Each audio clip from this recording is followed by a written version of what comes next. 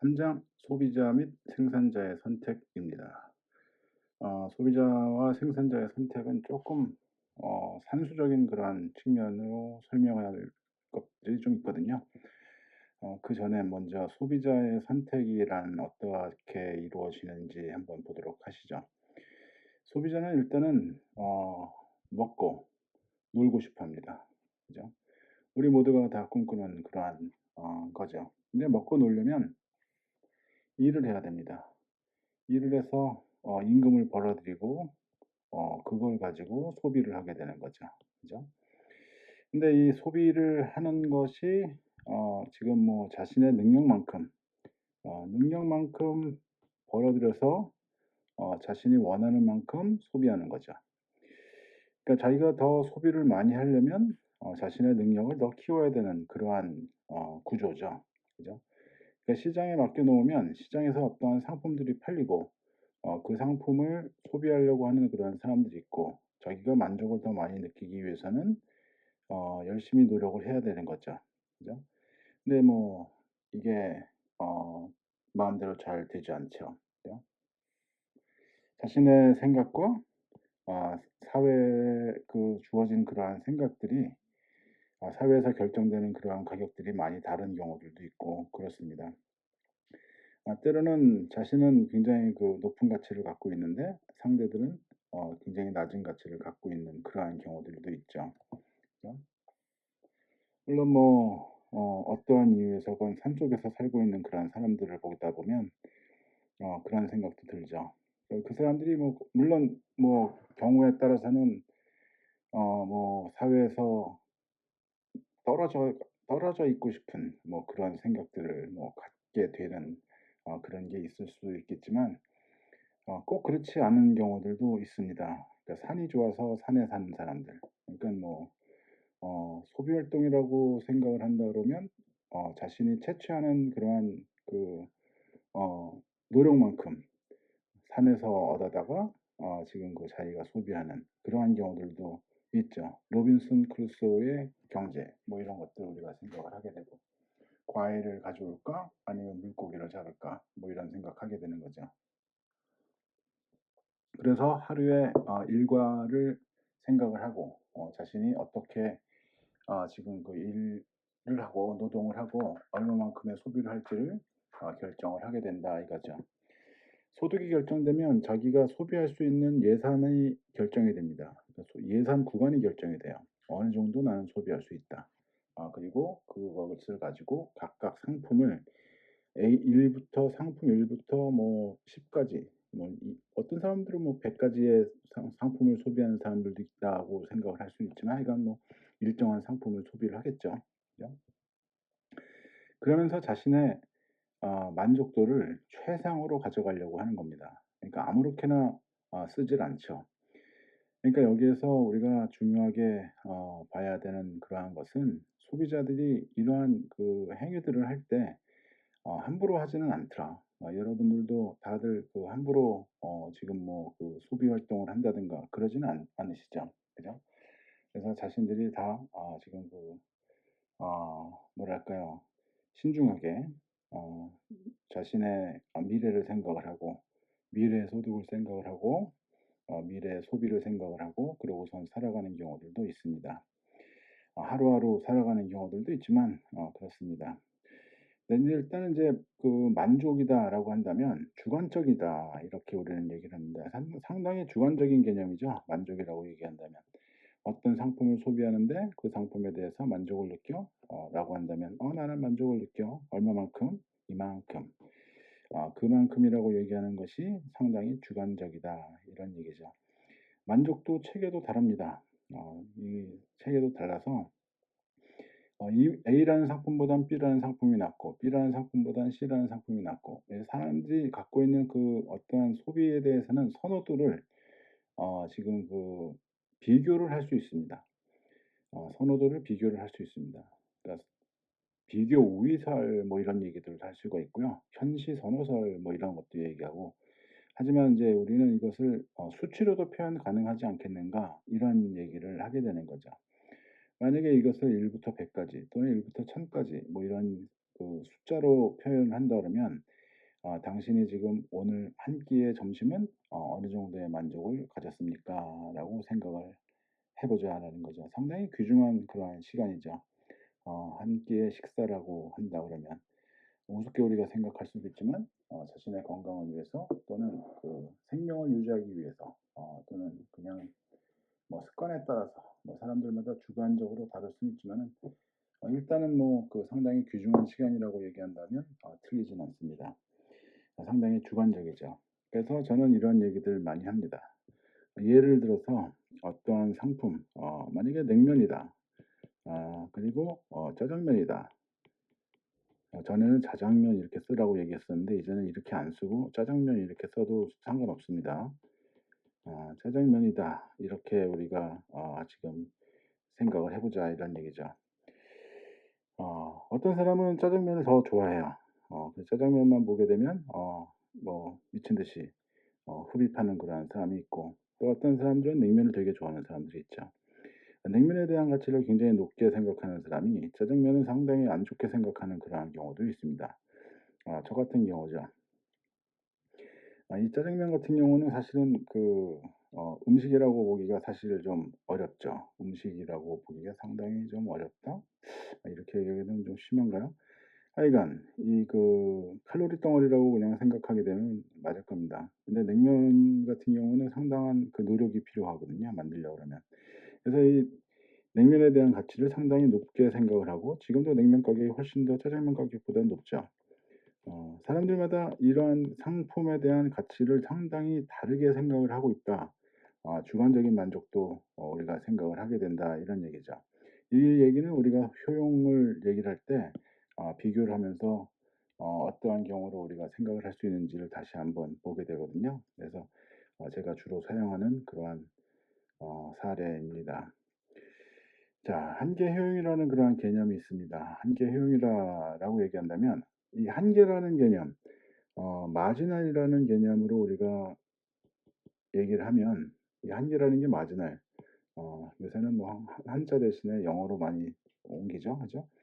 마지날. 그래서 지금 소비를 한 단위를 변화시켰을 때 여기에 대해서 증가하게 되는 효용, 만족도의 변화분, 효용의 변화는 어떻게 되느냐 이거 얘기하는 거죠. 그러니까 소비를 한 단위, 그러니까 마지막 소비 한 단위에 대해서 생각을 하게 되는 겁니다. 만약에 10 개를 소비했어요. 10 개를 소비했다라고 한다면 9 개에서 열 번째 소비를 할 경우에 발생되는 그 상품에 대한 효용을 우리는 한계 효용이라고 얘기를 한다. 이런 겁니다. 그러니까 얼마나 많이라는 개념은 한계로 이루어진다, 한계로 만들어진다 뭐 이런 거 우리가 앞에서 본 적 있죠. 그래서 "얼마나 많이 먹을 거야?"라고 하게 되면 마지막 한 단위의 효용이 얼마만큼이냐. 그 마지막 한 단위 열 번째를 딱 먹었는데 지금 여기에서 발생되는 효용이 100 이야. 그러면 수치로 얘기하게 되면 만약에 이것을 화폐 가치로 얘기해서 100원 이렇게 얘기를 했다고 한다면 마지막 한 단위에 대해서 지불하는 것만큼까지만 이 상품에 대한 가격으로 인정이 된다는 거죠, 이 사람에게는. 그러니까 100 원을 지불해서 첫 번째부터 아홉 번째까지는 이 100 원 100 보다는 높은 그러한 효용을 가졌어요, 이미. 근데 마지막 한 단위가 100 이야. 그러면 지금 100 만큼의 효용을 얻고 100 만큼의 가격을 지불했어. 만약에 한 단위를 더 소비를 한다. 그렇게 된다라면 이제는 더 이상 먹고 싶지 않은데 사실 먹은 거야. 그럼 80원 정도 낼까 말까, 50원 정도 낼까 말까 이런 생각을 하게 된다라는 거죠. 근데 시장에서의 가격은 이미 100 원으로 결정이 되어져 있어. 그러니까 모든 사람들은 다 이 상품에 대한 가격을 100 이라는 가치로 두고 있다라고 생각을 하게 되는 거죠. 그렇다고 한다면 이 사람은 10개 이상 소비를 안 하는 것이 합리적인 거죠. 자기가 생각하는 이러한 만족도보다 더 높은 가격을 지불해야 할 이유가 전혀 없으니까. 그래서 우리가 이러한 한계 효용이라는 개념을 생각을 하게 된다 이런 얘기입니다. 한계 효용은 체감합니다. 한계 효용이 체감하는 것은 법칙입니다. 어떠한 상품을 가져다가 여러분들이 한번 대입해서 생각을 해 보십시오. 하다못해 돈의 한계 효용도 체감합니다. 여러분들이 돈을 갖는다. 그러면 처음에 하나도 없던 사람이 100만 원 갖는 거랑 1 조를 갖고 있는 사람이 100만 원 갖고 있는 100만 원을 더 갖는 거랑 추가로 하나도 없던 사람이 100만 원을 더 가졌어. 1 조를 갖고 있는 사람이 100만 원을 비교가 안 되죠. 어느 사람이 누가 더 만족도가 100만 원에 대한 마지막 한 단위의 100만 원에 대해서만 생각을 하면 누가 더 효용이 이 100만 원에 대해서 높게 생각하느냐. 이 사람이 더 높게 생각하죠. 만약에 이 사람이 1 조까지 돈을 벌었다라고 할 때 마지막 한 단위의 100만 원은 거의 돈도 아니죠. 이건 뭐 그냥 이 잔고에서 자기의 회계장부에서 있는지 없는지 숫자로만 나타날 뿐이지 별로 거기에 대해서 만족을 달리한다 이런 거는 없을 수 있다. 이렇게 생각을 하게 되는 겁니다. 어떠한 상품이건 지금 한계 효용은 체감한다. 한계 효용은 소비량이 증가하면서 감소하는 그러한 성격을 갖고 있는데 그렇다고 해서 자신의 총 효용이 감소하느냐? 그렇지는 않습니다. 총 효용은 증가하는 수준을 계속 유지하려고 노력을 한다는 거죠. 근데 마지막 한 단위에 만약에 지금 그 소비가 지금 효용이 거의 0이 되는 점으로 갔다라고 한다면 거의 뭐 있으나 없으나 하는 거죠. 이걸 우리가 포화점이라고 얘기를 합니다. 그러니까 포화점을 만약에 지났다. 이걸 지나서 더 소비를 한다라고 하게 되면 사람들은 그다음부터는 고문이 되는 거죠. 빵 고문, 물 고문 이렇게 되는 거죠. 그래서 그 이상은 소비하려고 하지 않는다. 자의적으로 남들이 억지로 먹이면 고문당하는 거죠. 그죠? 그러한 경우는 사실은 보고 싶진 않죠. 그죠? 돈 고문을 당해 보고 싶다. 이런 생각은 하죠. 그죠? 돈 고문 당해 보고 싶다. 한계 효용이 0이 되는 지점까지. 그걸 지나서 지금 뭐 그 더 추가로 생기는 돈이 있다라고 한다면 뭐 얘기는 다르죠. 그죠? 근데 이거는 사실은 말이 안 되는 얘기니까 우리가 소비를 하는 자기의 그 벌어들인 돈을 가지고 소비를 하는 것을 우리가 생각을 하는데 그 자신의 소득이 아니 그 소비가 추가되는 소비가 효용을 감소시키는 수준까지는 사람들은 가지 않는다. 소비하지 않을 거다. 이런 얘기를 하는 거죠.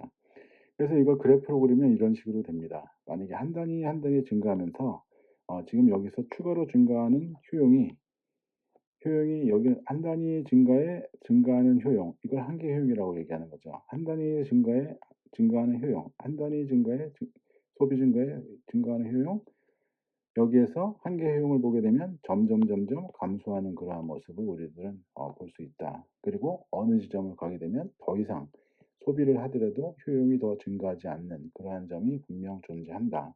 이런 거죠. 하지만 사람들은 이러한 점까지 가지 않을 거다. 이런 얘기입니다. 이런 얘기입니다. 그죠?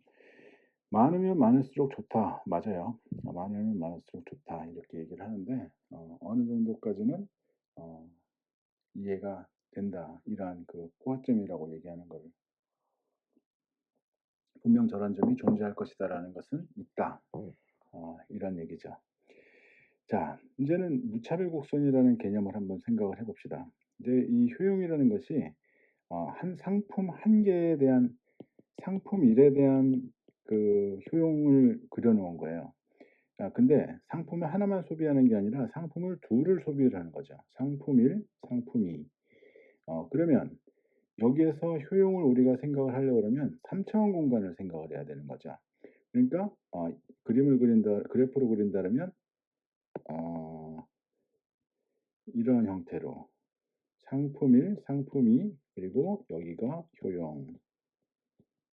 그러면 상품 1의 소비가 증가하면서 늘어나는 효용이 있을 테고 상품 2가 증가하면서 소비의 증가가 되면서 늘어나는 효용이 있을 테고 그러면 이렇게 산 모양의 3차원 공간을 생각을 우리는 할 수가 있을 거다 이런 얘기죠. 그죠?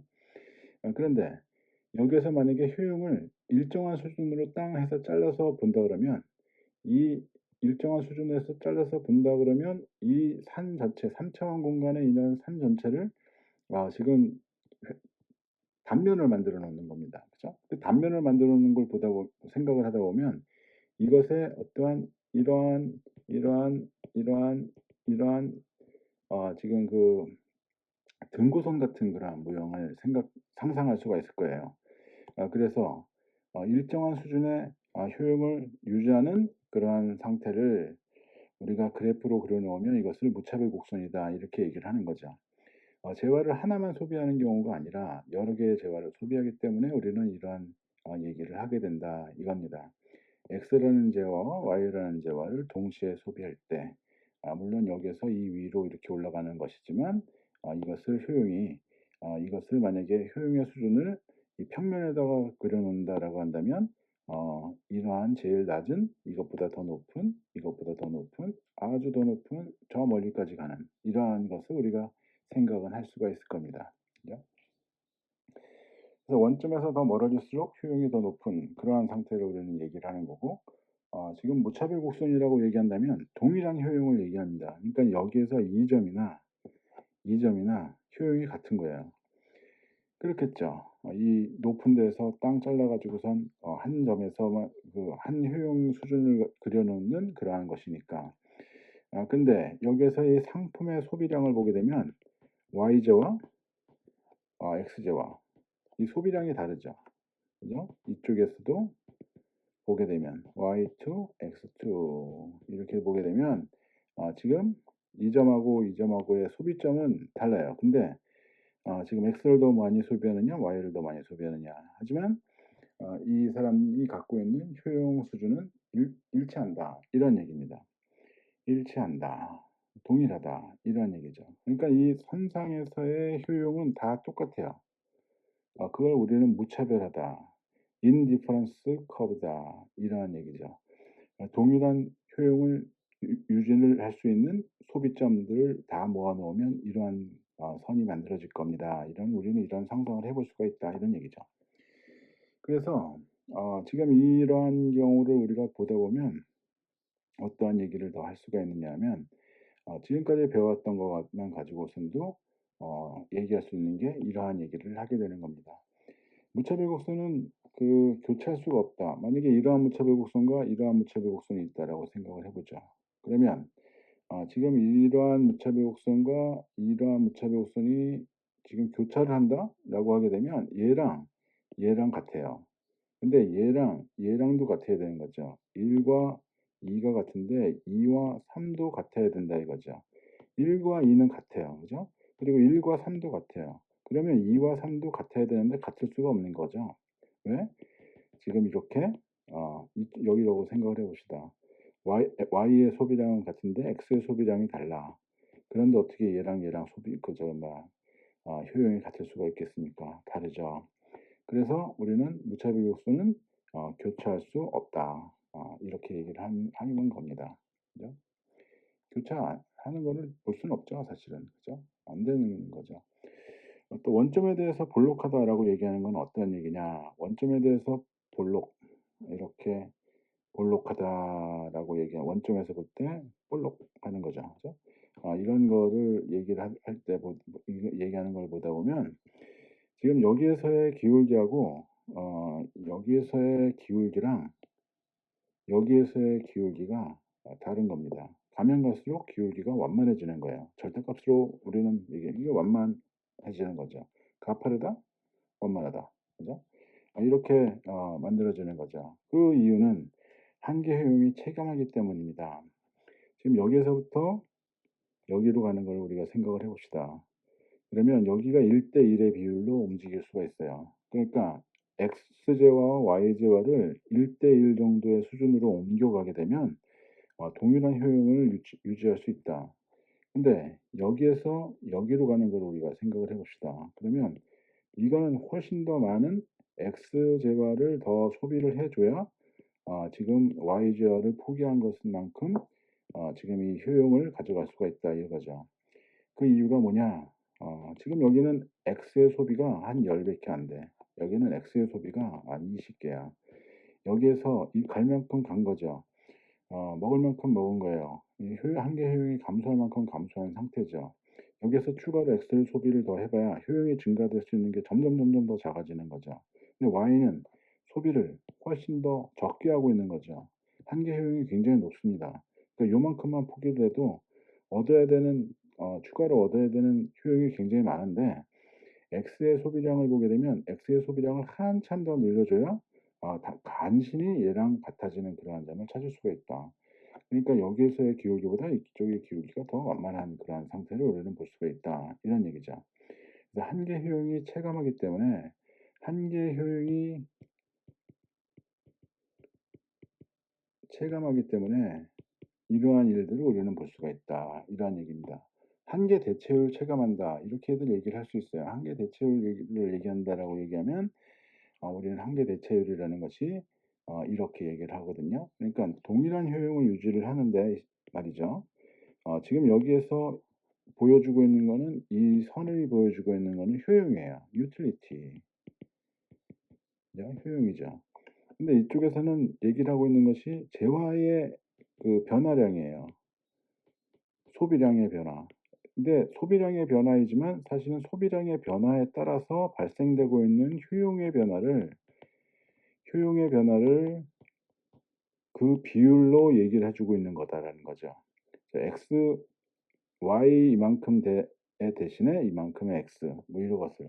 그러니까 어 이러한 만큼의 y가 변화했을 때 얼마만큼의 효용이 달라지게 되고 y 때문에 달라지는 효용. 그죠? 이만큼의 x 때문에 달라지게 되는 x 때문에 변하는 효용. 이것을 우리는 보게 된다 이런 얘기죠. 이것을 한계 대체율이다 이렇게 얘기를 합니다. 근데 이것이 비율이 점점 지금 그 완만해지는 이러한 경우를 우리가 본다 이런 얘기죠. 저기다 우리가 마이너스를 붙였잖아요. 그죠? 이 절대값으로 우리가 생각을 해도 괜찮아요. 그리고 이것을 그냥 한계 대체율 그렇게 되게 되면 수학적으로 산수적으로 우리가 생각하자는 게 아니라 효용의 변화, 한계 효용의 변화, 그리고 무차별 곡선의 기울기 이러한 개념적으로 생각을 하고 이것을 marginal rate of substitution 이라고 부르는 한계 대체율이라는 개념으로 우리가 이해를 하자. 그래서 일단은 그 무차별 곡선을 효용으로 얘기를 하고 있는 것이기 때문에 상품의 변화량을 얘기를 할 때 상품 소비의 변화량을 얘기할 때 이것을 상품 소비에 의한 효용의 변화로 바꾸어서 우리는 해석을 해야 된다. 이러한 얘기죠. 그죠? 그래서 이 비율을 생각을 하게 되면 여기에서 비율과 여기에서의 비율을 보면 얘가 훨씬 더 큰 거죠. 그죠? 얘가 점점 작아지는 거죠. 델타 x가 더 훨씬 델타 x에 따른 지금 유틸리티의 변화 mux가 훨씬 더 작아지는 거죠. 그죠? 그죠? 아니죠. 한 단위로만 생각하면 그래야죠. 근데 지금 여기에 MUX 전체를 보게 되면 동일한 효용을 가져갈 수 있을 만큼의 변화량이니까 총 전체의 이 그 한계 효용을 얘기를 하는 거고 여기서부터 여기까지의 변화를 생각을 하는 거죠. 그죠? 그래서 이렇게 우리가 한계 대체율이라는 것을 생각을 하고 이것의 기울기 만약에 이 점에서의 변화라고 생각을 한다면 일정한 이 변화량이 아주 미세하게 됐다라고 생각을 한다면 지금 이 한 점에서 생각하고 있는 이 MUX하고 MUY 이쪽에 MUX하고 MUY를 생각을 해보게 되면 어떻게 되겠습니까? 지금 얘가 훨씬 더 낮은 그러한 상태가 되겠죠. 더 많은 소비를 했으니까 마지막 한 단위에서 더 낮은 얘는 훨씬 더 높은 그러한 상태가 되겠죠. 대신에 얘는 훨씬 더 높은 그러한 상태가 될 거고 얘는 훨씬 더 낮은 그러한 상태가 될 거다 이런 얘기죠. Y 소비가 더 많았기 때문에 그죠? Y 소비의 마지막 한 단위에서 발생되고 있는 이러한 효용을 여기서 X의 마지막 한 단위에서 발생되고 있는 효용을 여기에서 MUX 뭐 이렇게 얘기를 하기 때문에 우리는 지금 이렇게 한계 대체율이 감소한다 이렇게 얘기를 할 수가 있다 이런 얘기입니다. 그죠? 자, 이래서 무차별 곡선의 기울기, 한계 대체율이라는 그러한 개념을 보게 되었다. 자, 이제 예산선이라는 것을 한번 생각을 해봅시다. 예산선이라고 얘기한다면 주어진 소득으로 구입할 수 있는 상품들의 조합을 다 모아놓은 거예요. 그러니까 각각 상품이 만약에 X라는 상품과 Y라는 상품이 있어. 근데 X라는 상품은 X라는 가격이 X의 상품 가격이 있고 Y라는 상품은 Y라는 상품의 가격이 시장에서 결정이 되는 거죠. 이 소비자가 결정하는 게 아니라 모든 사람들이 동의하는 그러한 사회적인 가치가 결정이 된다. 이러한 얘기입니다. 그러면 이러한 자기가 갖고 있는 소득이 만약에 100이다. 근데 X의 가격은 10이고 Y의 가격도 어 10이다 라고 하게 된다면 이 100을 가지고선 소비할 수 있는 거는 X 곱하기 10 더하기 Y 곱하기 10 이렇게 되는 거겠죠. 그죠? 그래서 이러한 형태의 그래프를 우리는 생각을 해볼 수가 있다. 이런 얘기입니다. 그죠? 그래서 지금 우리는 이것을 일반화해서 px 곱하기 x, py 곱하기 y 이렇게 해서 얘기를 할 수가 있다라는 거죠. 이것을 만약에 기울기를 구하겠다라고 얘기한다면 y로 정리를 하게 되면 되죠. 이것을 y로 정리를 하면 y는 i 마이너스 px에 그리고 곱하기 x 나누기 py 여기도 py 이렇게 되겠죠. 그러면 지금 여기는 이 점은 x가 0일 때 x가 0이라고 한다면 이 점이 잡히는 거죠. 이 점은 i 나누기 py 이렇게 되겠죠. 그러니까 아까 소득이 100일 때 지금 y의 가격이 10이면 여기는 10 이렇게 되겠죠. 10개를 소비할 수 있어요. 이렇게 얘기를 한다. 그래서 이 기울기를 보게 되면 px분의 py, py분의 px 이렇게 얘기를 하게 되는 거죠. 그죠? 자, 이렇게 해서 우리가 예선산의 기울기라는 것을 생각을 해볼 수가 있다. 이런 얘기입니다. 그죠? 예선산의 기울기라는 것을 우리는 생각할 수가 있다. 이런 거죠. 어, 자, 이렇게 해서 우리는 만약에 이점에서 만약에 소비를 한다라고 할 때, 이점에서 소비를 한다라고 할 때, 얘가 갖고 있는 소득을 전부 다 소비하는 거예요. 그래서 X와 Y를 이만큼씩 소비할 거야. B라는 점에서 소비를 한다라고 한다면 자기가 갖고 있는 소득을 다 쓰지 않는 경우죠. 그러면 이 사람은 저축을 하겠죠. 근데 효용을 극대화하는 그러한 측면으로 본다면 자기가 버는 걸 다 쓰는 그러한 사람이 되겠죠. 이러한 점에서는 소비할 수가 없는 거예요. 이러한 점에서는 소비가 불가능하죠. 꿈의 점이죠. 뭐 X도 더 많이, Y도 더 많이 이렇게 하지만 너는 소득이 아직 부족해. 이를 더해라. 이를 더해서 이렇게 예산선을 갖다 밖으로 늘리게 되면 그 다음에는 너 여기서 소비가 가능하니까 이렇게 얘기를 하는 거죠. 그죠?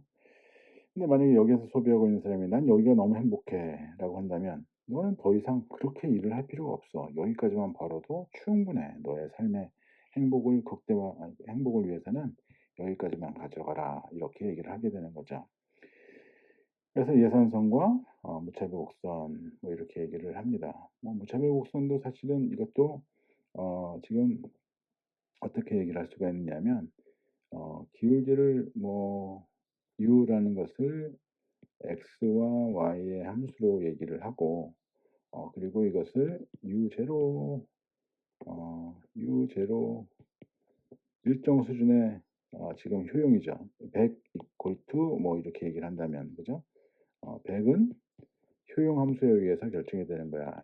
x와 y의 조합이 따로따로 되어져 있는 거죠. 그죠?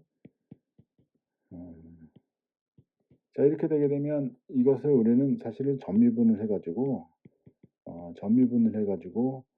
dx분의 dy를 찾으면 mu y분의 mu x라는 값을 찾을 수가 있거든요. 사실 뭐 보게 되면 지금 du dx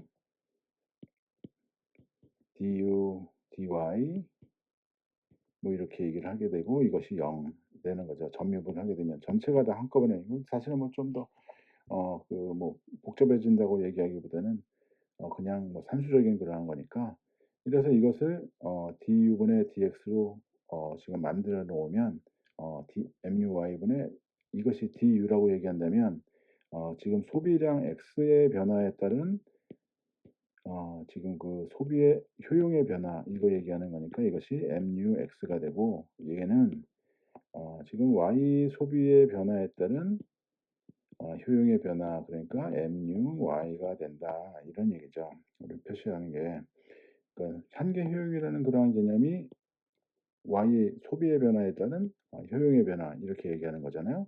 여기서도 x 소비에 따른 효용의 변화 그래서 이렇게 표시가 되는 거죠. 그래서 이 효용 함수라는 것이 이렇게 주어져 있어요. 이거 일반 함수로 우리가 얘기를 하고 있는 거죠. 효용은 x와 y의 소비에 의해서 결정이 되는 건데 지금 여기에서는 우리가 상수값 10 이렇게 넣은 거예요. 이걸 여기를 만약에 a로 이렇게 해도 돼요.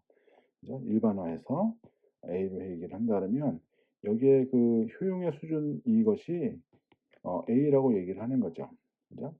그러면 점이분한다라고 얘기한다면 x와 y가 동시에 변하는 것을 모두 다 같이 변하는 것을 얘기를 하는데 얘는 달라지지가 않아요. 그러니까 0이죠. 미분한다고 얘기할 때 얼마만큼의 변화가 있습니까? 얘는 변하지 않으니까 0. x가 미세하게 변할 때 x가 미세하게 변할 때 그 효용은 얼마나 변합니까? y가 미세하게 변할 때 효용은 얼마나 변합니까? 이런 얘기를 하고 있다. 이런 얘기죠. 그래서 이 기울기를 보게 되면 MUY분의 MUX 이렇게 얘기를 할 수가 있죠. 자, 이렇게 보게 되면 지금 여기에서는 무차별 곡선의 기울기를 받고 지금 여기에서는 그 예산선의 기울기를 받고 그럼 이것을 두 개를 합치게 되면 어떻게 될까? 이런 게 됩니다. 효용을 극대화시키는 그러한 점을 우리가 찾는 걸로 얘기할 수가 있다. 이런 얘기죠. 여기를 일단 좀 지워놓고 자,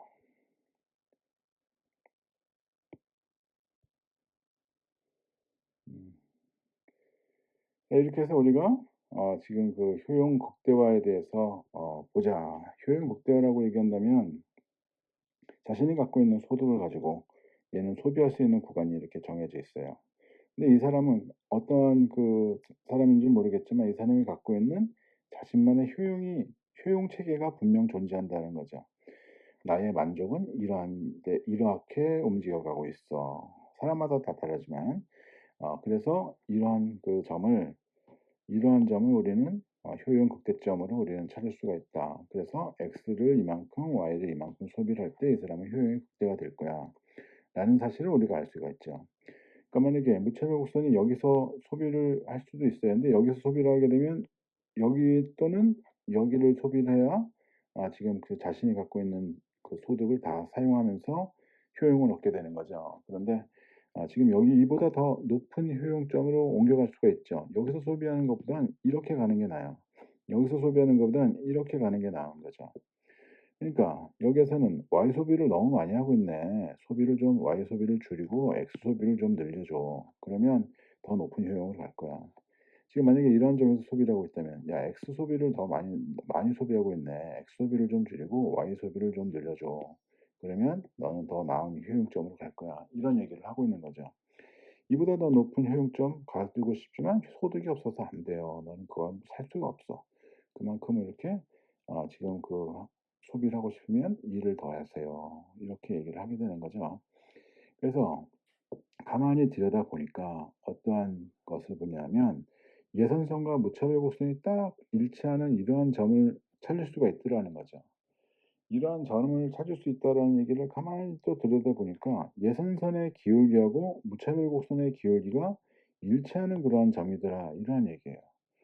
그래서 또 이것을 가만히 들여다보면 우리는 여기에 대해서 뭔가 설명할 수 있는 것들이 분명 있더라 이런 얘기죠.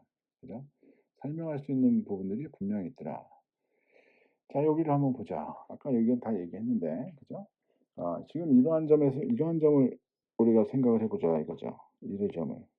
이 점을 생각하게 되면 지금 이 점에서 그 무차별 곡선의 기울기는 이렇게 생겼죠. 근데 예선선의 기울기는 지금 이렇습니다. 그래서 무차별 곡선의 기울기가 얘가 훨씬 더 커요. 얘가 훨씬 더 그 가팔라요. 그러니까 지금 여기에서 이 가파른 것을 조금 더 완만하게 만들어 주려면 어떻게 해야 되느냐? 이걸 어 MUY 얘 전체를 줄이기 위해서는 MUX를 늘리고 MUY를 줄여야 돼요.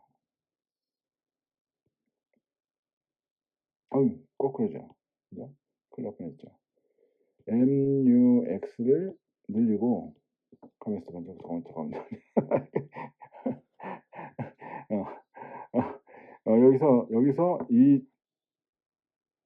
내가 이거를 MUX, MU 맞죠? 그죠?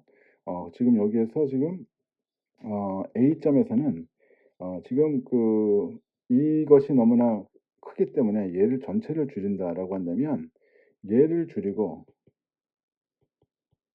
MUY를 늘려야 돼요. 그죠? 그러면 얘를 늘리기 위해서는 Y의 소비를 줄여야 돼요. 얘를 줄이기 위해서는 X의 소비를 늘려야 되는 거죠. 그죠?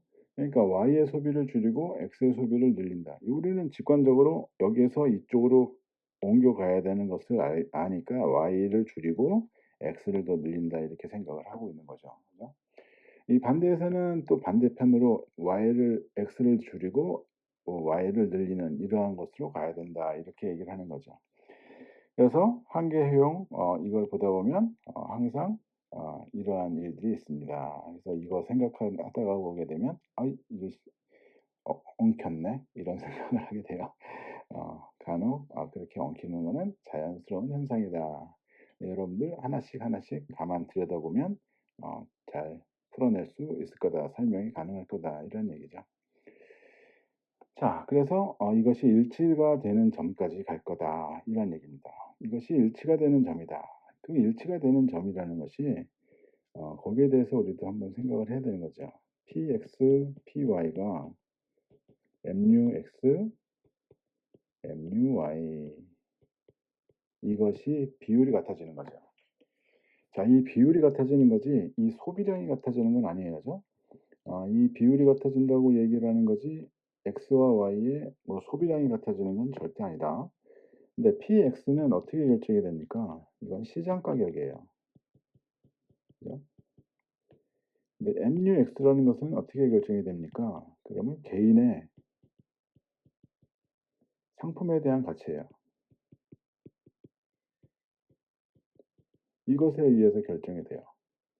근데 시장에서 결정하고 있는 이러한 어떠한 시장에서 보고 있는 X에 대한 상품의 가치, 시장의 상품 가치,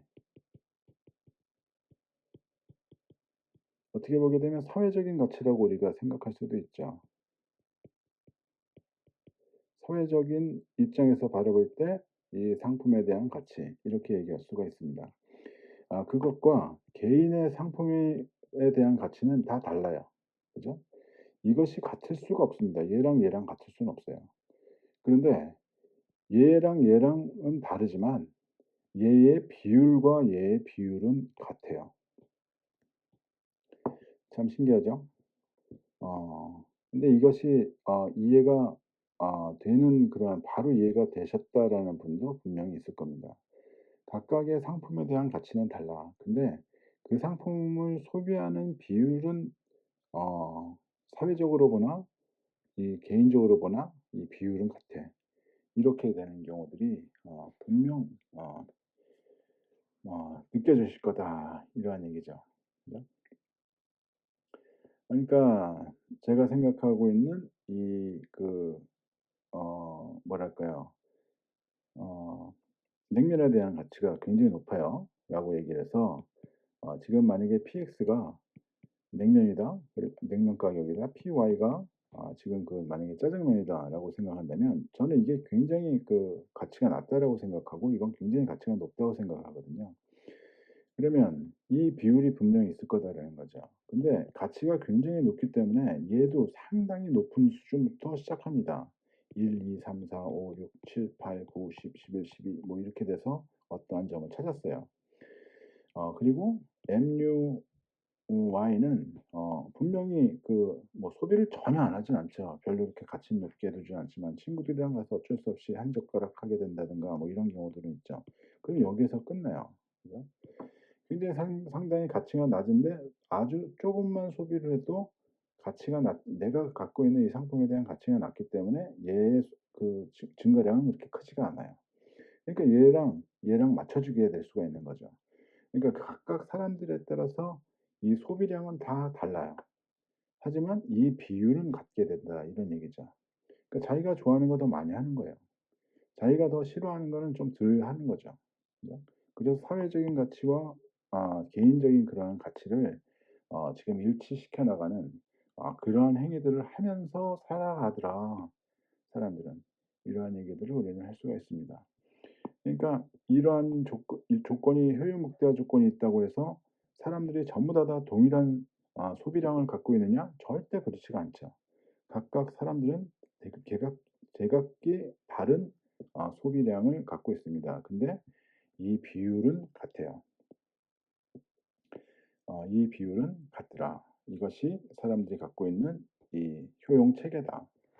그래서 이러한 형태로 만약에 시장에서 거래가 된다라고 한다면 정말 우리는 별 문제 없이 그 모든 사람들이 자기가 정말로 원하는 그러한 상품들을 찾아가면서 더 높은 가치를 갖고 있는 사람에게 먼저 상품을 분배하는 이러한 상태를 보게 될 것이고 이것이 시장 경제의 장점이다. 이렇게 얘기를 갖다가 하고 있는 겁니다.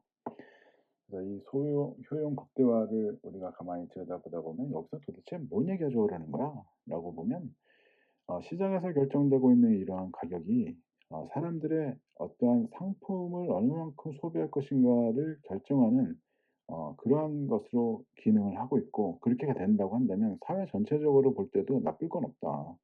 오히려 효용을 더 사회 전체의 효용을 더 높게 가져갈 수 있는 그러한 체제가 지금 시장 경제 체제이다. 이렇게 주장하고 있는 겁니다. 그죠? 효용 극대화 이래서 개인의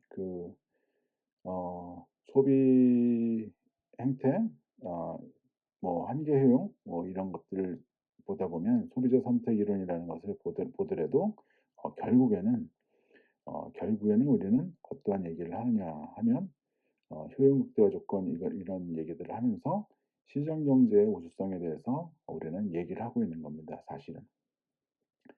그죠? 어 소비자 선택 여기까지 하도록 하시죠. 자, 가격 효과 보도록 하시죠. 일단은 우리는 이 가격 효과라는 것을 어떤 것으로 얘기를 하는지 먼저 얘기를 해야겠죠. 지금 만약에 여러 개의 상품을 소비를 하고 있는데 예를 들어서 X와 Y를 소비하고 있다고 생각해 봅시다. 근데 X의 가격, Y의 가격이 변화한 거예요. X의 가격은 그대로인데 Y의 가격만 뭐 하락한다든가 뭐 이렇게 되어져 있을 때 우리는 소비자 선택을 할 때 X와 Y의 가격의 어 비율하고 한계 효용의 비율하고 같아져야 되는 그런 곳에서 효용을 극대화한다고 했잖아요. 그런데 이것이 달라진 겁니다. 이것이 달라진 거예요. 이것이 떨어지든가 또는 올라가든가 그 얘기는 사회적인 가치가 변화했다. 이 상품에 대한 사회적인 가치의 비율이 변화했다. 이렇게 우리가 얘기할 수가 있죠. 이 사람이 갖고 있는 이 개인적인 이러한 가치는 달라졌느냐? 달라지지 않았습니다. 근데 이러한 사회적인 가치가 달라져서 이 비율이 변화한 거죠. 이 비율이 변화했습니다. 그럴 때 사람들은 그대로 이 소비점을 X 스타, Y 스타를 소비점을 그대로 유지하느냐? 그렇지 않고 이것을 변경한다. 어떻게 변경할까? 가격이 비싼 것에서 싼 것으로 옮겨간다. 뭐 대체하는 그러한 효과가 있을 수가 있고 만약에 가격이 하락했다고 한다면 보다 더 많은 소비를 할 수 있어요. 그러니까 소득이 증가하지 않았음에도 불구하고 소비가 가능한 그러한 구간이 생긴다는 겁니다. 그래서 대체하는 그러한 효과와 소득이 증가한 것과 같은 효과가 동시에 발생한다. 이러한 얘기죠. 자, 이런 얘기들을 우리가 조금 더 자세하게 보도록 하시죠. 먼저 대체 효과라는 것을 그리고 소득 효과라는 것을 어떻게 구분하고 있는지는 방금 얘기를 했어요. 상대 가격 변화에 대해서 소비량이 변화하는 것. 여기는 상품 가격 변화에 의해서 실질 소득 변화 효과가 나타나는 것. 그래서 이렇게 구분을 하고는 싶은데 우리는 최초의 균형점이 지금 이렇게 되어져 있다라고 할 때, 그죠? 여기가 y, 여기가 x. 그래서 x 스타 이만큼 구입하고 y 스타 이렇게 구입하고 있으면서 효용을 극대화했어요. 그런데 이제 이것이 달라진 거죠. 어떻게? 지금 만약에 x제와의 가격이 하락했다. px가 하락했다라고 한다면 지금 우리는 이러한 형태로 새로운 선을 그을 수가 있을 겁니다. 그죠? 지금 이것의 기울기가 px에 뭐 py 뭐 이렇게 우리가 얘기를 할 수가 있으니까 이 기울기를 우리가 생각할 수가 있었으니까 지금 이것을 지금 뭐 새로운 기울기로 우리가 생각할 수가 있죠. 여기에 최대 소비할 수 있는 소비점을 본다면 소득 나누기 x의 가격이죠. x의 가격이 하락한다면 이 점이 y는 소비를 하나도 하지 않고 x만 소비할 수 있는 이 점이 점점 더 늘어날 수 있다. 이런 얘기겠죠. 그러니까 이렇게 기울기가 더 완만해지는 이러한 모습을 볼 수가 있다 이거죠. 그죠? 절대값으로 우리가 얘기하고 완만해졌다 이렇게 얘기합니다. 자, 이렇게 해서 우리가 지금 이 상품의 어떠한 그 소비 조합을 생각을 할 때 먼저 소득 효과라는 것 먼저 설명을 해 볼게요. 소득 효과라는 것을 먼저 설명을 하면 우리는 이러한 예산선에서 이 예산선 내에서 소비가 가능했었죠. 그런데 소득이 증가하면 이러한 선이 만들어지고 새로운 영역이 생깁니다. 이 소비가 가능한 그러한 영역이죠. 그래서 X제와 Y제와를 보다 더 많은 그러한 소비가 가능한 그러한 영역이 가능하죠. 소득이 증가하기 전에는 여기에서 벗어날 수가 없었어요. 그죠? 소득이 증가하고 난 다음에 이 부분의 소비가 가능한 거죠. 그죠? 그런데 여기에서 위에서 보게 되면 이렇게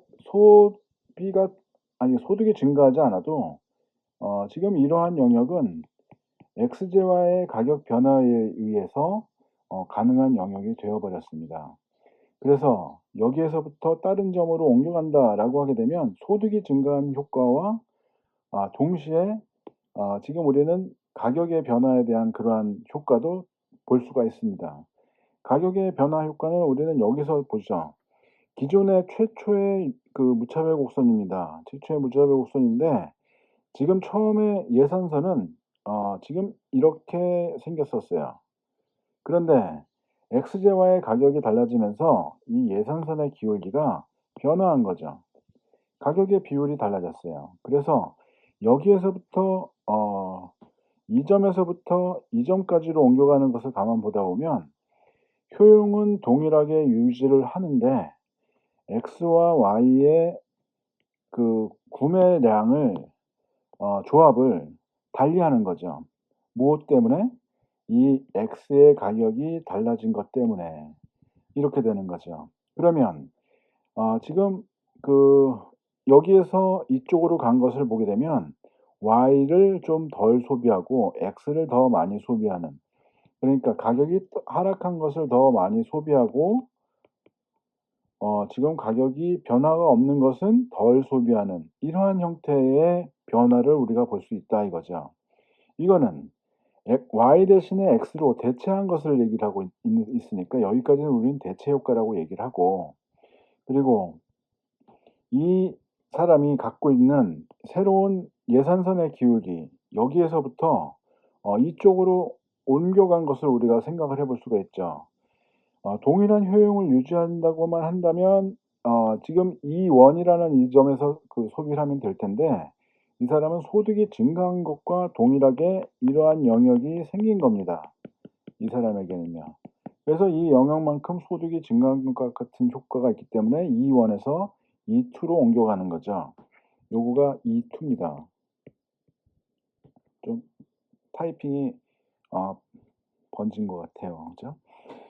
자, 이렇게 우리가 지금 소득 효과와 대체 효과를 지금 생각해 볼 수가 있다. 이러한 얘기입니다. 그죠? 한 번 봐서 잘 안 될 수도 있어요. 여러 번 보시는 게 좋을 수도 있습니다. 자, 열등제인 경우는 과연 어떻게 될까? 열등제인 경우는 우리는 뭐라 그럽니까? 소득이 증가할 때 소비가 감소하는 그러한 상품. 자, 그러니까 2에서 2원으로 간 거는 대체한 효과야. 지금 X제와의 가격이 하락해서 새로운 예산선이 이렇게 만들어졌어. 기존에 있는 예산선 여기 있고 동일한 효용을 유지하기 위해서 이 X와 Y의 조합을 변화를 시켰더니 Y 대신에 X로 옮겨가기는 옮겨갔습니다. 그런데 지금 소득이 증가하는 것과 같은 효과 때문에 이 점에서 소비를 하지는 않고 이보다 더 작은 점으로 옮겨간다라고 한다면 지금 이 상품은 X제와는 열등제이다. 이렇게 얘기를 할 수가 있습니다. X제와가 열등제인 경우 이렇게 얘기할 수가 있다 이겁니다. 근데 이 열등제가 지금 이렇게 설명이 되는 거죠. 그죠? 자, 그래서 우리가 지금 이렇게 지금 그 가격의 변화에 대한 소비자들의 소비 행위의 변화가 나타나는 것을 분석을 하면서 이 상품이 열등제이냐 정상제이냐 뭐 이런 것들을 우리가 생각해 볼 수가 있는 거죠. 정상제로 가려면 지금 여기 이 원이라는 이러한 점에서 이 구간으로 넘어가게 되면 우리는 지금 그 정상제라고 얘기할 수가 있습니다. X제와 Y제가 둘 다 정상제이다. 이렇게 얘기할 수가 있죠. 그죠? 근데 지금 여기 2에서 2,2로 최종점으로 올라간 걸 보게 되면 Y제와도 소비가 증가했고 X제와도 소비가 증가한 거죠. 결과적으로는. 그런데 X제와는 만약에 이 사람의 소득만 증가했다라고 한다면 이 소비가 이렇게 증가하지 않을 수 있다. 이렇게 얘기를 하는 거죠. 그죠? 자, 아이고. 그렇죠. 자, 그래서 우리가 이 열등제라는 얘기를 할 수가 있다. 이겁니다. 기펜제라고 얘기한다면 우리가 이러한 상황을 얘기할 때 기펜제라고 얘기합니다. 2에서 2원으로 옮겨왔어요. 여기다가는 제가 이러한 그 무차별 곡선을 그리지 않았습니다. 선이 너무 복잡해질 것 같아서. 지금 근데 무차별 곡선이 있는 걸로 여러분들이 생각을 하시고 동일한 효용을 유지하는 2에서 2원, 그래서 2원에서 2,2로 옮겨가는 것은 여기로 가는 것은 소득이 증가한 것과 같은 그러한 효과 때문에 옮겨가는데 X가 열등제이다. 그죠? X가 열등제이면서 소득 효과가 대체 효과보다 훨씬 더 큰 경우에요. 이런 경우에는 우리가 기펜제라고 얘기를 한다. 이런 얘기입니다. 그죠? 소득 효과가 대체 효과보다 더 큰 경우. 그래서 X제와의 가격이 지금 하락했어요. PX가 하락했어요. 근데 결과적으로 X의 소비량이 감소했습니다. 최종적으로 2원에서 2,2로 2원이 아니죠. 2에서 2,2로 옮겨간 것을 보게 되면 X제와의 소비가 감소했어요. 자, 이렇게 나타나는 것은 열등제이면서 그리고 소득 효과가 대체 효과보다 더 큰 그러한 경우이기 때문에 그렇다. 우리는 이렇게 설명을 합니다. 자, 그래서 열등제, 기펜제라는 것을 우리가 생각을 할 수가 있었다. 이런 얘기죠. 자, 이제 우리는 수요 곡선도 도출할 수가 있습니다. 수요 곡선을 도출한다. 어떻게 보느냐? 가격이 하락할 때, X의 가격이 하락할 때 이러한 움직임을 볼 수가 있고요. 그죠? 그리고선 새로운 균형점 여기를 생각을 했죠. 그리고 또 새로운 균형점 X의 가격이 하락할 때 또 새로운 균형점. 그래서 X1, X2, X3가 이렇게 되어져 있는 거죠. 그래서 지금 P 그리고 X 소비량 가격이 높을 때 뭐야 이거. 그죠? 가격이 하락할 때 점점 더 많은 X에 대한 소비량을 얘기를 하게 되는 거죠. 그죠? 그래서 이렇게 우리가 지금 X에 대한 수요 곡선을 그릴 수가 있게 된다 이겁니다. 그죠? 그러니까 우리가 앞에서 배웠던 이 수요 곡선이라고 얘기하는 것은 소비자들이 효용을 극대화시키고 있는 그러한 소비점들을 모아 놓은 거다. 전 모든 사람들의 그러한 소비점, 효용을 극대화시키는 그러한 소비점들을 모아 놓은 것이구나 이렇게 얘기를 하죠. 그러면서 우리는 이러한 점들을 이어서 볼 수가 있어요. 가상의 점들이죠. 만약에 이러한 선이 있다라고 한다면 여기에서도 또 하나의 예산선, 만약에 이러한 선이 있다고 한다면 여기 또 하나의 예산선, 그런 선들을 전부 다 이어나간다면 가격과 소비를 연결해 주는 가격 소비 곡선이다. 이렇게 얘기를 합니다. 그죠? 그냥 뭐 이 사람들이 정의를 해 놓은 거죠. 이렇게 가격 소비 곡선이다라고. 그죠? 이렇게 했습니다. 그래서 우리가 수요 곡선을 위에서와 같이 도출을 할 수가 있고 그리고 이제는 우리는 임금 인상에 대해서도 생각을 할 수가 있다 이겁니다. 자, 사람들이 살아가는 것을 보게 되면 일을 하나도 안 하고 소득이 없으면 여가 시간이 있습니다. 여가 시간은 있는데 돈이 없어요. 그리고 여가를 하나도 가지지 않고 전부 다 일만 한다고 한다면 이렇게 지금 그 소득을 가져갈 수가 있습니다. 그죠? 이러한 상황이죠. 그죠? 이 사람은 소득을 선택을 하느냐, 여가를 선택하느냐, 둘을 가지고 생각을 하고 있는 거죠. 그죠? 그러니까 만약에 소득을 포기를 하고 여가를 가져갔다 이렇게 얘기를 한다면 소득에 대한 여가 이것을 보게 되면 여가를 취하기 위해서 이 사람이 포기한 소득 이렇게 되겠죠. 기회비용이 되는 거죠. 우리가 이렇게도 설명할 수가 있죠. 그죠? 근데 만약에 우리가 지금 이러한 예산선이 있었다. 이 사람들에게 여가와 소득을 가져갈 수 있는 그러한 예산선이 있었는데 만약에 임금이 상승했어. 그러면 이러한 형태의 소득을 더 가져갈 수 있는 부분이 분명 생긴다. 이런 얘기죠. 그죠? 그래서 분명 소득 효과와 대체 효과가 있을 거야. 그러니까 임금이 상승하게 되면 지금 노는 값이 너무 비싸죠. 그래서 노는 걸 좀 줄여. 그리고 지금 일을 더해. 그래서 소득을 갖는 거죠. 그죠? 여가를 선택하게 되면 이만큼의 소득을 포기하게 되는 거야. 근데 이걸 포기할 수가 없어요. 그래서 이 사람들은 여가를 줄이고 지금 소득을 더 가져갔다. 대체 효과죠. 그죠? 지금 이렇게 대체 효과가 발생했는데 여기에서 우리는 진짜 실제로 변화한 이러한 예산선에서 새로운 소비점을 찾아보게 되면 여가와 소득이 여기가 되더라. 그러니까 E1에서 E2로 옮겨간 것을 우리는 볼 수가 있다.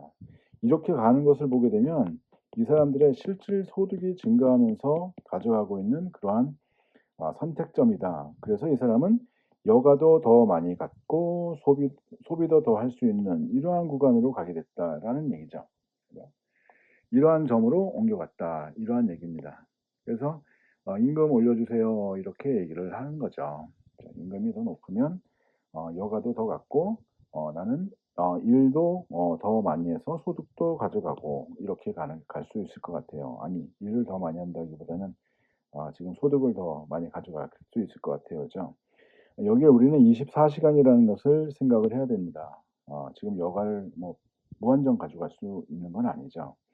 그리고 여기서 만약에 24시간 곱하기 임금 해가지고 벌어들일 수 있는 최대의 소득을 생각할 수가 있다. 이런 얘기입니다.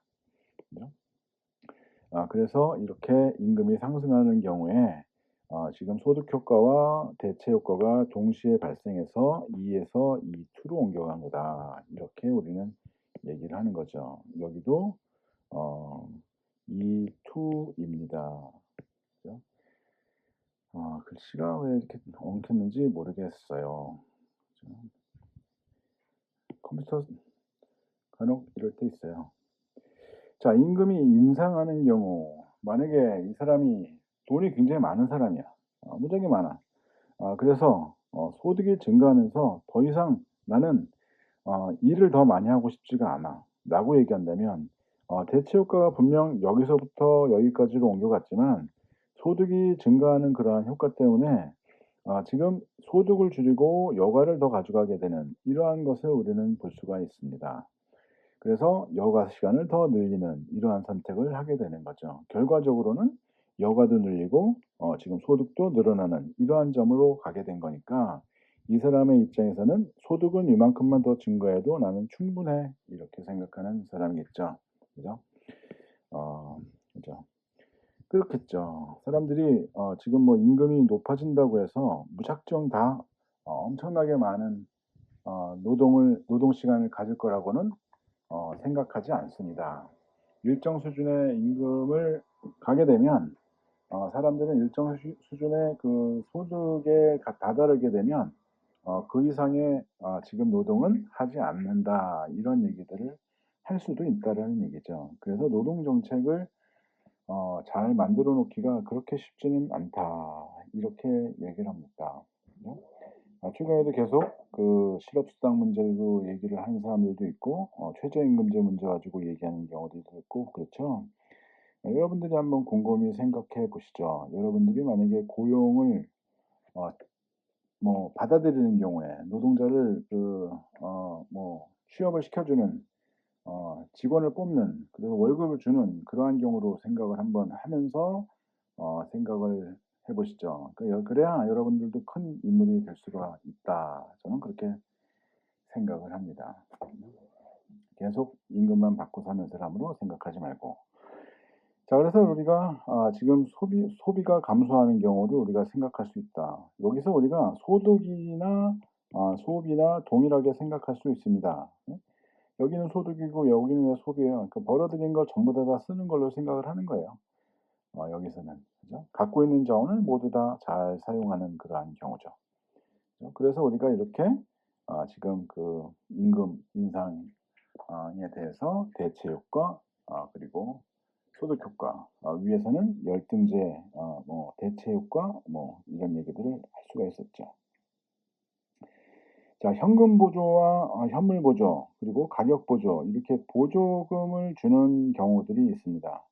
여러분들 어떤 게 제일 좋으세요? 당연히 현금이죠. 사람들은 현금을 제일 좋아합니다. 이게 왜? 선택이 자유로우니까. 그죠? 선택의 자유가 있는 거죠. 현물로 보조해 준다 그러면 지금 뭐 뭘로 보조해 준다 그럴까요? 글쎄요. 학교 식당 지금 그 뭐야 학교 식당에 있는 식권으로 보조해 준다? 이렇게 되게 되면 좋아할까요? 아닐 거라는 얘기죠. 그죠? 그러니까 그냥 봐도 알지만 우리가 이것을 왜 현금 보조가 현물 보조보다 더 좋은지 지금 소비자 효용 극대화를 위해서 생각하는 것을 한번 보도록 하자 이런 얘기입니다. 그죠? 아 어 그래서 보게 되면 현금 보조는 지금 여기에서부터 여기까지가 전부 다 선택의 대상이 돼요. 선택할 수 있는 영역이 되는 거죠. 현금을 보조해 주게 되면 이만큼의 지금 그 소비 구간이 더 늘어나게 되기 때문에 자신이 어디에서 소비를 하건 간에 지금 이 그 선택 영역이 지금 뭐 열려 있는 경우죠. 근데 "현물을 보조해 준다."라고 얘기한다면 지금 X재화 말고 Y재화를 보조해 주는 걸로 생각을 하는 거죠. Y재화를 "너네들한테 아무런 조건 없이 이만큼을 그냥 줄게."라고 얘기하는 거예요. 아무런 조건 없이 이만큼을 줄게. 그러면 이 사람들에게 생기는 그 영역은 여기입니다. 나쁘다고 얘기할 수는 없어요. 그죠? 여기까지죠. 나쁘다고는 얘기를 할 수는 없지만 이것이 사람들의 선택을 막는 그러한 경우들이 생긴다. 어디부터 어디까지를 막느냐? 지금 여기에 있는 사람들입니다. 이 구간에 있는 사람들. 그죠? 그러니까 이 구간에 있는 사람들을 가만히 생각해 보면 지금 Y재화에 대한 가치를 상당히 낮게 보고 있기 때문에 Y재화를 쪼금만 소비하고 있는 사람들입니다. 이 사람들은 자기는 죽든 살든 이것만큼을 먹어야 돼요. 이것만큼의 소비를 더 해야 된다는 얘기죠. 효용을 극대화할 수가 있겠습니까? 아닙니다. 지금 효용 무차별 곡선을 그린다라면 이 사람들은 여기에서 끝나는 거죠. 원래는 지금 현금 보조를 했다고 한다면 이러한 얘기가 될 수가 있는 거죠. 효용이 여기서부터 여기까지 더 갈 수 있는 것을 지금 현물 보조로 막은 거예요. 그죠? 뭔 얘기인지 아시겠죠? 지금 무차별 곡선이 이렇게 여기까지밖에 안 지나가는 거죠. 그런데 이 사람의 효용 무차별 곡선은 이렇게 생긴 겁니다. 그래서 지금 이러한 점에 있을 사람들의 선택권을 빼앗은 거죠. "여기 못 있어 너는. 이쪽으로 가야 돼." 그러니까 학식이 죽어라고 싫어서 가끔 가다 한 번씩 먹을까 말까 해. 그런데 학식으로 장학금을 주겠대. 그래서 "이만큼을 갖다."라고 하게 되면 사람들은 싫어하는 거죠. "현금으로 주세요." 이렇게 얘기한다. 이러한 얘기입니다. 그래서 우리가 이렇게 현물 보조보다는 현금 보조가 아 사회적인 효용성을 더 만족도를 더 높인다. 이런 얘기들을 하게 되는 거죠. 그죠? 여기 뭐 그래프 다시 있죠. 가격을 보조해 주는 경우는 상당한 문제가 있을 수도 있습니다. 그중에 X제와 Y제가 이렇게 지금 처음에 이러한 형태로 지금 가격 비율이 있어서 사회적인 가치를 갖고 소비자들이 선택을 여기서 해 왔어요. 그런데 이제는 이러한 상대 가격 체제가 완전히 달라진 겁니다. 사람들이 갖고 있는 그러한 지금 그 생각과는 달리 새로운 가격 체제를 완전히 만들어 버린 거예요. 그렇게 된다 그러면 지금 새로운 무차별 곡선이 어딘가로 옮겨가야 되는데 사실은 어디로 갈지 불분명합니다. 완전히 다 분석하기 전에는 알 수가 없어요. 그래서 지금 시장 가격을 왜곡하는 시장에서 갖고 있는 사람들이 갖고 있는 지금 이 상품의 가격 비율은 분명히 여기까지임에도 불구하고 이것을 완전히 무시해 버린 거죠. 사람들이 갖고 있는 이 사회적인 가치를 완전히 다 무시해 버리고 새로운 가격 체계를 정부가 만들어 놓은 거예요. 이렇게 된다고 한다면 시장에 혼란이 있을 수가 있다. 다시 이 상품에 대한 소비점들이 만들어져야 되는 그러한 문제점들이 있는데 '그래야 될 이유가 있을까?' 이러한 얘기들을 많이 하는 겁니다.